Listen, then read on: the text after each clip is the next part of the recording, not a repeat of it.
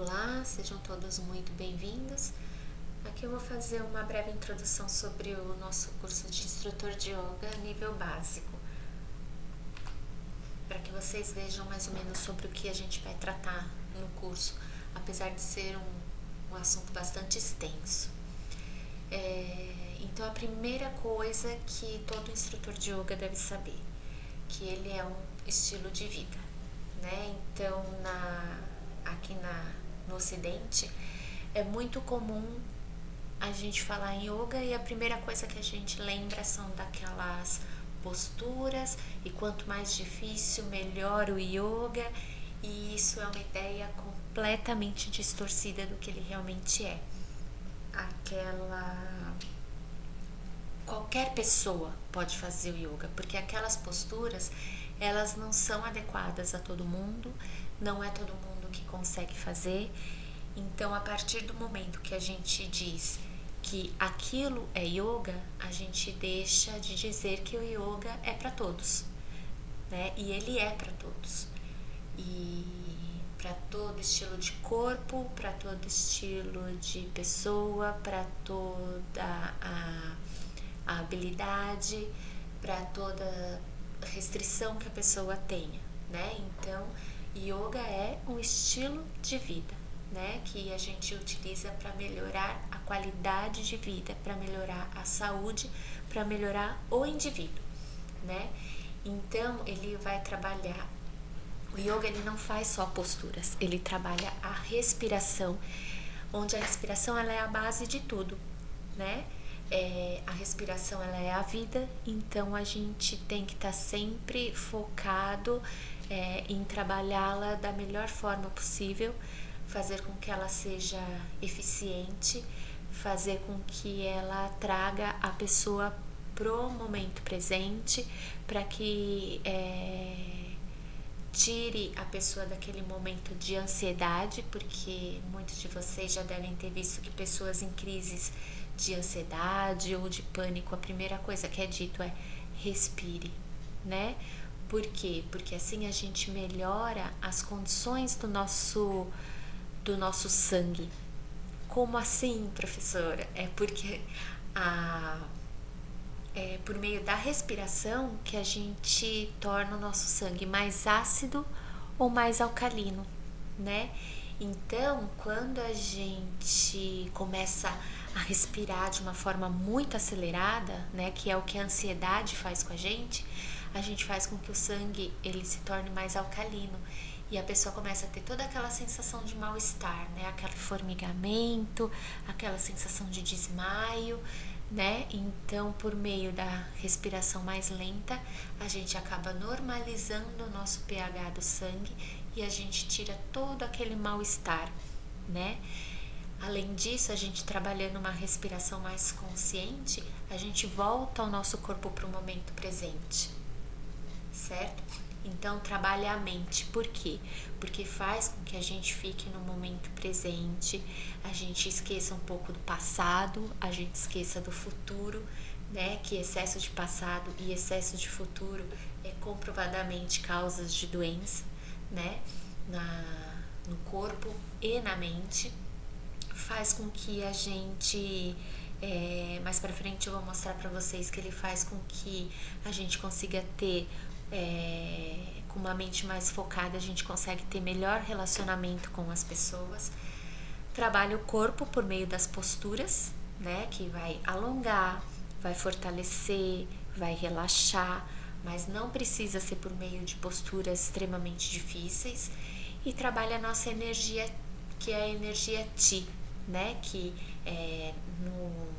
no Ocidente eles dizem que a gente tem uma energia circulante, né? E essa energia circulante é chamada de energia Ti. Então a gente tem que fazer essa energia circular. A partir do momento que ela fica estagnada ou que ela fica com um excesso de energia, é onde a gente desenvolve as doenças, tanto da mente como do corpo. Então a gente tem que estar sempre fazendo essa energia Ti circular, né? Enquanto nós ocidentais nós somos mais ligados ao tratamento químico do nosso corpo, ou seja, por meio de medicações, né, por meio da medicina tradicional. Os orientais, eles são mais ligados a essa parte elétrica, né, de energia, né, e fazendo essa energia circular, a gente evita muitas doenças, não sendo necessário o uso de medicamentos. Esse é o entendimento dos orientais. Então, a gente, para ter toda esse benefício do yoga, a gente precisa ter uma frequência na prática, né? Então, não adianta só a gente falar, vou fazer yoga. Aí, uma vez por semana, faz uma postura e diz que tá fazendo yoga. Na verdade, não. A gente precisa ter uma frequência na prática.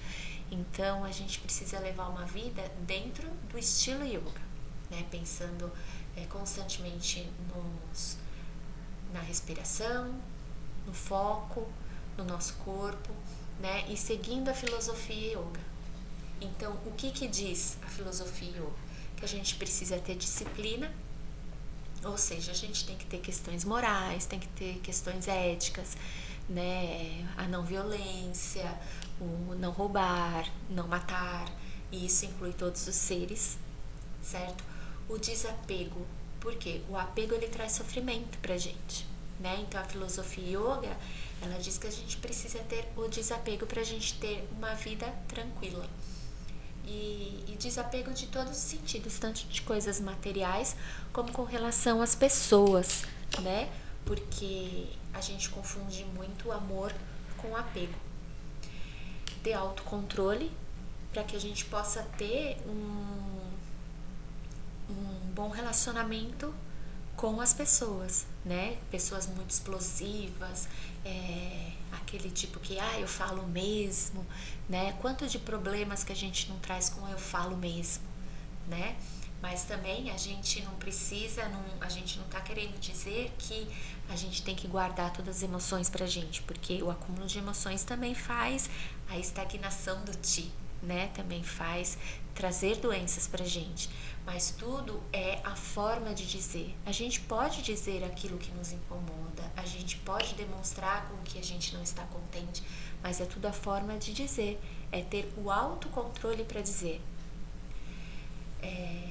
Postura, tanto em relação a ter uma postura correta, uma postura física, né? Porque más posturas, elas trazem problemas de saúde pra gente, elas trazem dores, elas trazem dificuldades de movimento, como também uma postura ética, certo? O autoestudo, que é você se autoconhecer. Você tem que conhecer todas as suas fragilidades, você tem que conhecer todas as suas forças, todos os seus limites, para que você consiga levar uma vida de acordo com as suas capacidades e também aprender aquilo que você precisa melhorar, o que você precisa mudar, o que você tem a oferecer para outras pessoas e para você. O controle da respiração, como eu disse, né, que a respiração é saúde, né? A gente até para pensar quão bem a gente respirou hoje. Você respirou hoje, né? A gente nem põe sentido na nossa respiração. A gente não põe sentido na qualidade da nossa respiração. O recolhimento dos sentidos, né? Porque os sentidos que a gente diz é o ouvir, o falar, o sentir, o ver, né? Porque o paladar também, né? Porque são coisas que, se mal usadas, elas podem trazer malefícios pra gente, né? A gente pode ficar em ambientes onde a gente fica ouvindo coisas que não são boas, né? Fofocas, críticas constantes, reclamações constantes, e a gente tá neste ambiente, isso traz mal pra gente, traz prejuízos pra gente, faz mal pra gente. Então, o quanto que é bom a gente tá ali. Então, se a gente tá num ambiente desse, será que não cabe a nós nos retirarmos, né? O falar, será que tudo que a gente fala, será que tudo é benéfico, né? Tanto pra gente como pros outros, né? O paladar. Será que tudo aquilo que a gente come, a gente realmente precisa estar comendo tudo aquilo naquela quantidade, aquelas coisas, a comida que a gente ingere, será que faz bem pra gente, né? Aqui que a gente tem o hábito, aqui no Ocidente, que a gente tem o hábito de tantas comidas industrializadas, fast food, será que isso é bom pra gente? Né? O que a gente vê, né? As pessoas fazendo aquilo, será que é sempre correto? Será que a gente tem que estar sempre concordando com aquilo que a gente está vendo? Se a gente está vendo alguma coisa errada, será que a gente não pode ajudar a mudar aquilo, né? Então a gente tem que ficar atento aos nossos sentidos para que a gente consiga fazer bom uso, né? Limpeza tanto da nossa mente como do nosso ambiente, manter a concentração, manter o foco. Por quê? Porque assim a gente tem vida. Quanto que a gente não deixa de viver pensando somente no futuro, pensando somente no passado? Às vezes a gente traz emoções pra gente de coisas que aconteceram há anos atrás e que trouxe um incômodo, onde a gente passou uma vergonha, onde a gente teve uma perda, e a gente fica trazendo aquilo pra gente, remoendo, ou então a gente fica sofrendo por coisas que nem aconteceram, que o nosso imaginário fica levando a gente a situações, e quando a gente vê, a gente tá numa angústia tão grande, né? Então, o yoga, ele faz isso, que a pessoa traga o foco, a concentração para o momento presente. O contentamento, né, que é você estar contente com tudo que você tem, né? A gente consegue as coisas, a gente fica feliz por um segundo e a gente já está querendo outra coisa, e muitas coisas extremamente inúteis, que não fazem diferença e que só dão aquela alegria pela posse mesmo, mas que a gente não tem necessidade daquilo, e a gente esquece de valorizar tudo aquilo que a gente tem, né? E muitas vezes não precisa ser valorização de coisas materiais, né? A gente tem tantas coisas boas ao nosso redor e a gente não olha para aquilo, a gente não valoriza aquilo. A meditação, que é muito que no yoga ela é muito presente para que você aprenda a ter o foco. O êxtase, né, que para você entender que existe coisas superiores a nós, existe algo superior a nós, né? Independente da sua crença, independente da sua religião, existe algo superior, né? E a gente acreditando que existe algo superior, a gente passa a ter respeito aos demais, né? Que nós não somos os superiores. E a entrega a tudo que a gente faz, a entrega aos outros. Quando a gente diz relacionar bem com o outro, entrega ao outro, ver o outro de uma outra forma, a gente não está querendo dizer esquecer de nós mesmos e só focar no outro. Não, a gente tem que lembrar que nós somos um todo e que todos devem estar bem. Então esses são alguns dos componentes da filosofia do yoga. Então por isso que quando a gente viu muito pessoas, principalmente em época de pandemia, a gente viu muitas pessoas que procuraram yoga, né? E não só porque o yoga trabalha posturas, não é somente a postura que vai fazer o bem para a saúde mental, também né? Porque ele faz o corpo liberar substâncias para o bem-estar, mas é porque o yoga faz manter o foco, o yoga faz o trabalho da respiração, né? Da meditação. Então por isso que ele acaba sendo tão bom para as pessoas que têm as doenças de depressão, de síndrome do pânico, de ansiedade, né? E lembrando sempre que o yoga não é uma religião. Ele tem as suas bases no budismo, ele tem suas bases no hinduísmo, porém ele não é uma religião, né? O yoga, ele não cultua um deus, ele não tem um ser a qual é uma divindade a qual a gente se refere, não existe, né? O yoga é como dito no começo, um estilo de vida, tá? Então qualquer pessoa de qualquer religião pode praticar. A gente precisa tirar essa crença de que nem todos podem fazer parte do yoga, né? Porque muitas pessoas acabam perdendo os benefícios que essa atividade traz, justamente por achar que tem ligação com alguma religião, que vai estar se afastando de Deus por causa do yoga, mas ele não tem qualquer relação, tá? Então é muito importante a gente disseminar essa ideia. Como dito anteriormente, ele ensina no convívio com as pessoas e também se autoconhecer, justamente por causa de todo esse trabalho que o yoga faz, tanto com relação ao trabalho da respiração, da mente, do corpo e da energia, como as suas filosofias, né? Então, ele tem códigos de conduta, né? Principalmente no que diz em relação à disciplina, né? Que para que você mantenha o não matar, o não roubar, a ética moral, né? Todas essa filosofia. Então ele tem esses códigos de conduta, mas ele não quer dizer que ele será uma religião. E uma das representações do yoga que a gente vê muito quando fala de yoga, principalmente em imagens, né, que a gente vê alguém numa postura com uma flor de lótus, né, que é uma representação, né? A flor de lótus é uma representação. Por quê? Porque ela é uma flor que nem a ciência consegue explicar ao certo o que acontece, porque ela é capaz de autorregular sua temperatura, além do que ela não acumula pó, né? Ela consegue se autolimpar, né? Então aqui a gente vê uma representação do autoconhecimento, do autocuidado, né?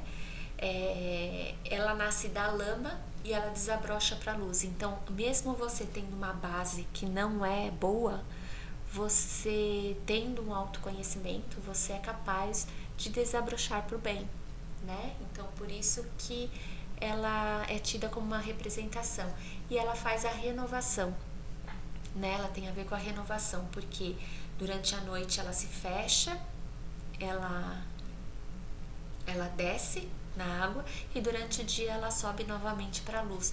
Então ela é um ciclo de renovação, ela é um ciclo de autorreconhecimento, é um ciclo do processo de se autocuidar, né? Então por isso que a flor de lótus é a representação do yoga.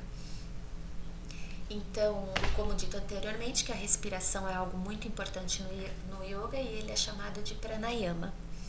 E a respiração ela é capaz de nutrir as células, de controlar a energia vital e dominar a mente e as emoções. Então é exatamente o que eu disse anteriormente, né? Por meio da respiração a gente controla, né, a nossa ansiedade, a gente controla a nossa mente. Se a gente para respirar consciente 5 minutos, a gente deixa de falar coisas que não são necessárias. É tudo questão de ter a consciência de fazer a pausa, respirar, né? E manter a sabedoria. Além disso, a respiração ela é constantemente associada aos exercícios, né? Então as posturas, todas elas são feitas associadas com uma respiração consciente, tá? Então, na filosofia yoga também é muito importante a alimentação.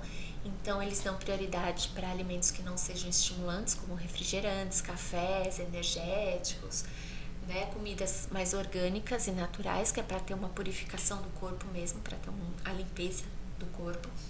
E estimulam ao não consumo de animais, né? Porque é uma forma de vida.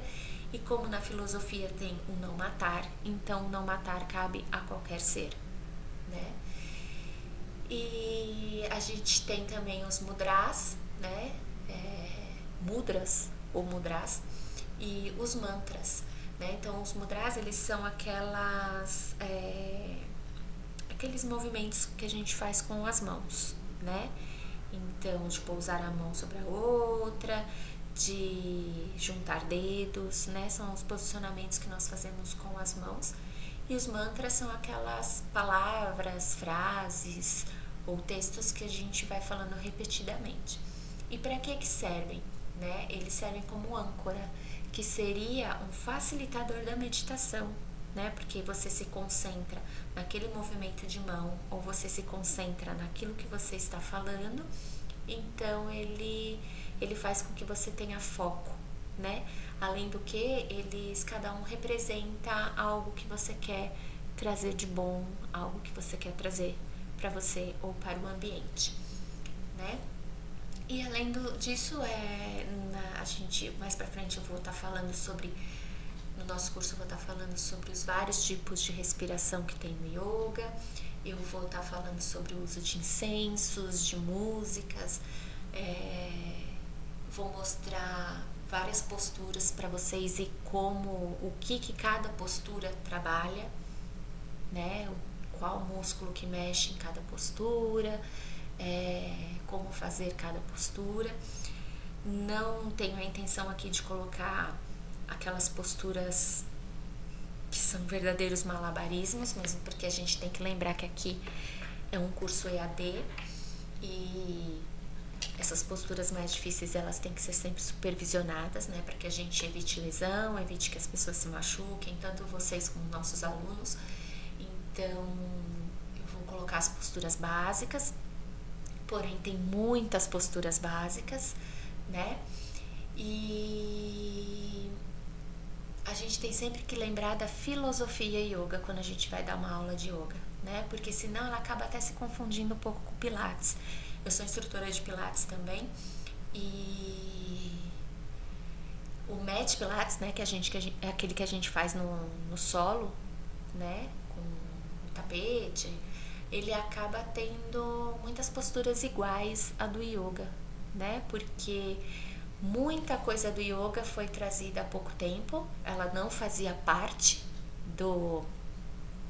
dos exercícios que foram criados antigamente, e o Pilates também trouxe muita coisa nova que não foi criado pelo Joseph Pilates, né, que foi introduzido depois. Então, elas podem acabar se confundindo. Então, se a gente dentro de uma aula de yoga a gente não trouxer a filosofia yoga, que é a respiração, os mudras, os mantras, a alimentação, né? Se a gente não trouxer a meditação, se a gente não trouxer o foco, se a gente não trouxer nada disso, ela pode acabar se confundindo muito com o Pilates, né? Então é isso que eu gostaria que vocês entendessem, e vai ter várias informações boas para vocês, tá bom? Espero que vocês aproveitem todo o conteúdo do curso e até breve.